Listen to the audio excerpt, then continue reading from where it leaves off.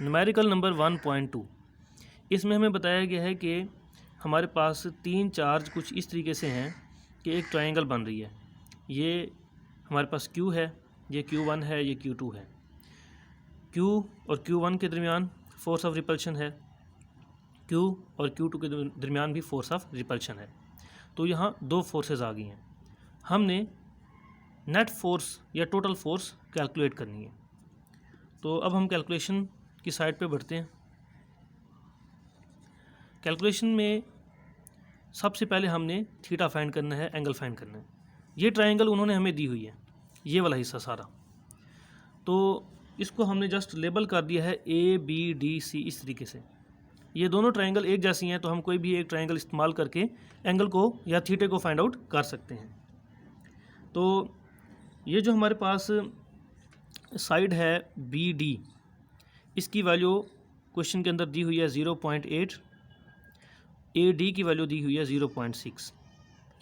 Tan theta का formula होता है परपेंडिकुलर ओवर बेस। परपेंडिकुलर बन रहा है BD और बेस बन रही है AD। BD की वैल्यू 0.8 वो हमने पुट कर दी, AD की वैल्यू 0.6 वो भी हमने पुट कर दी। 0.8 डिवाइडेड बाय 0.6 ये हो जाएगा 1.33। Tan theta is equal to 1.33। ये थीटा हम क्यों यूज़ कर रहे हैं यह भी आपको आइडिया हो जाएगा इस चीज़ का। टेन इधर आके टेन इन्वर्स हो जाएगा, टेन इन्वर्स 1.33। कैलकुलेटर पे जब इसको आप कैलकुलेट करेंगे आंसर आएगा 53 डिग्री।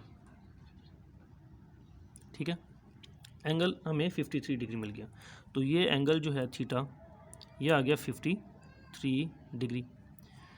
तो सेम ये एंगल हम इधर भी ड्रा कर सकते हैं 53 डिग्री।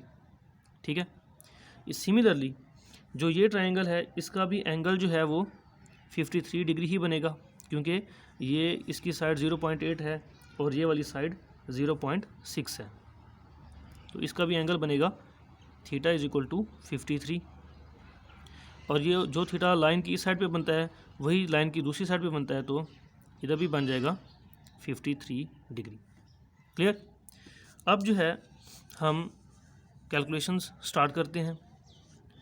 सबसे पहले हम कैलकुलेट करते हैं जो ये वाला चार्ज है हमारे पास, पहला चार्ज Q1 और ये चार्ज है Q1 और Q, इनके दरमियान जो फोर्स है उसको हम नाम दे देते हैं F1 का। तो F1 कैलकुलेट करते हैं। F1 is equal to K, Q1 इधर हमारा Q है और Q2 हमारा इधर Q1 है, ओवर R स्क्वेयर। K की वैल्यू होती है 9 इंटू 10 पावर 9। जो Q है, Q की वैल्यू हमें दी गई है 1 इंटू 10 पावर, जो हमारे पास ये Q1 है, सॉरी Q1 की वैल्यू है 1 माइक्रो कूलम, यानी कि 1 इंटू 10 पावर -6। ठीक है, क्योंकि पहले मैंने Q लिखा हुआ है तो इसकी वैल्यू 4 है, तो इधर मैं 4 लिख देता हूँ, ये 4। फिर Q1 की वैल्यू है 1 इंटू 10 पावर -6 कूलम, और जो डिस्टेंस है इनके दरमियान वो है 1 मीटर। डिस्टेंस का स्क्वायर होता है तो 1 का स्क्वायर। कैलकुलेटर पे जब हम कैलकुलेशंस करेंगे तो हमारे पास आंसर आएगा 0.036 न्यूटन।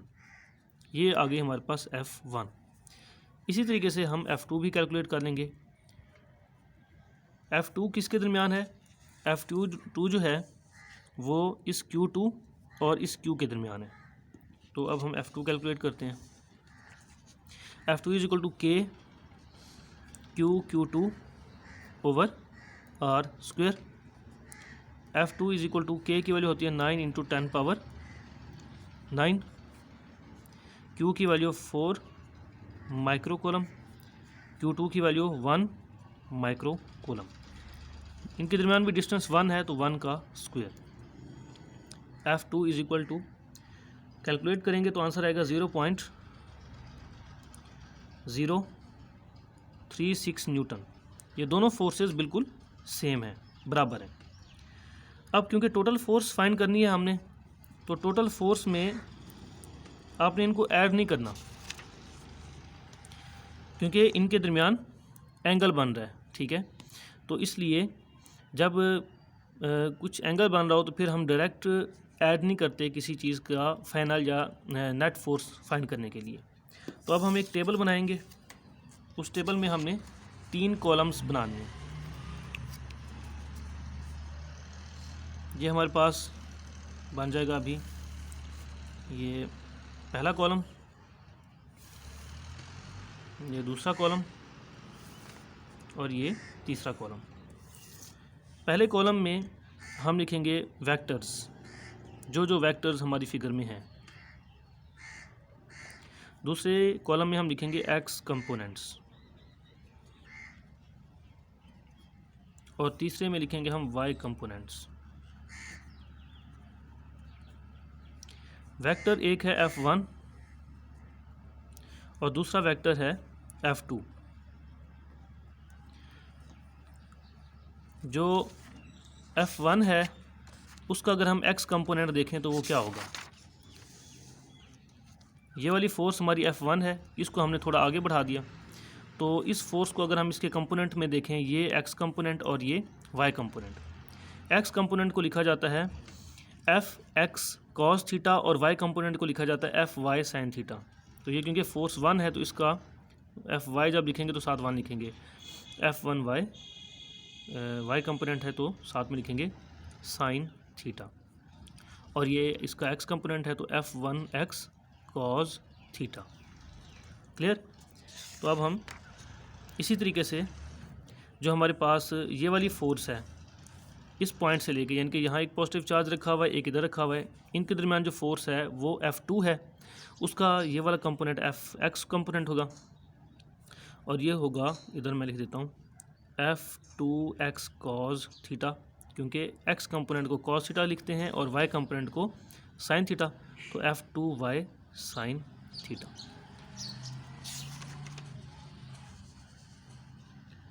अच्छा, इसमें ये जो है इधर x y और यहाँ पे भी x y नहीं लिखना होता, क्योंकि फार्मूला हमारे पास होता है Fx is equal to F cos theta. जब x कंपोनेंट लिखना हो तो जस्ट फोर्स का नाम लिखा जाता है, तो फोर्स का नाम F1 था, तो ये इधर y, ये x, ये वाला x और ये वाला y नहीं लिखेंगे हम।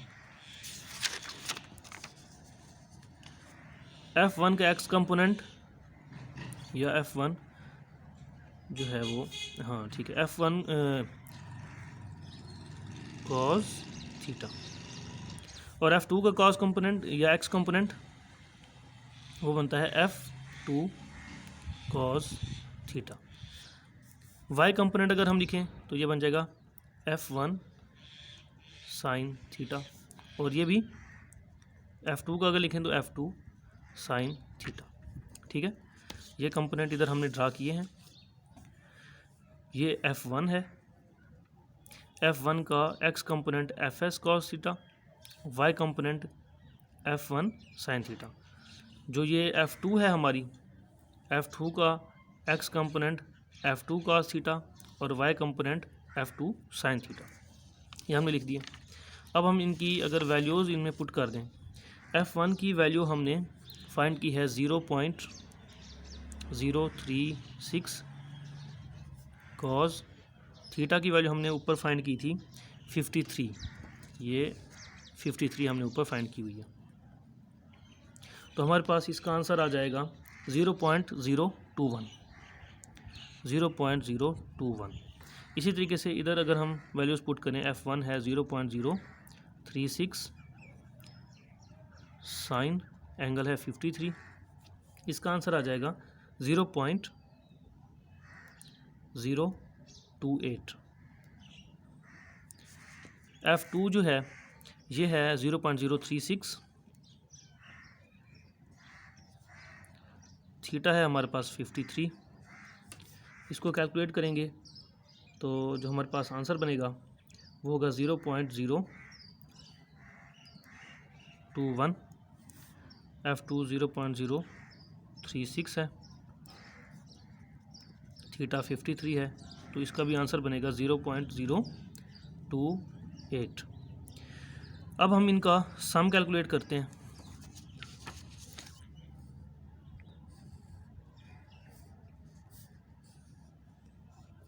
अगर हम x कंपोनेंट्स देखें, f1 का x कंपोनेंट भी ये वाला है और fy x कंपोनेंट भी ये वाला है। ये दोनों इक्वल है या एक जैसे हैं, एक ही यानी कि डायरेक्शन में है, तो इसलिए इनको ऐड कर देंगे 0.021 प्लस 0.021, तो ये हो जाएगा 0. यानी कि हम इसको और इसको इन दोनों को ऐड कर रहे हैं तो आंसर आ जाएगा 0.042। अब अगर हम y कंपोनेंट की बात करें तो ये वाला y ऊपर है और ये जो f2 वाला y है ये नीचे है, अपोजिट डायरेक्शन में है।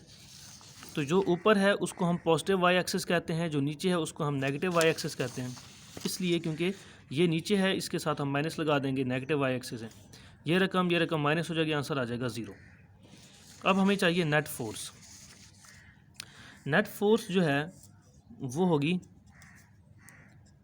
ये जो हमारे पास F1 का जो x कंपोनेंट आया है, ठीक है, उसका स्क्वायर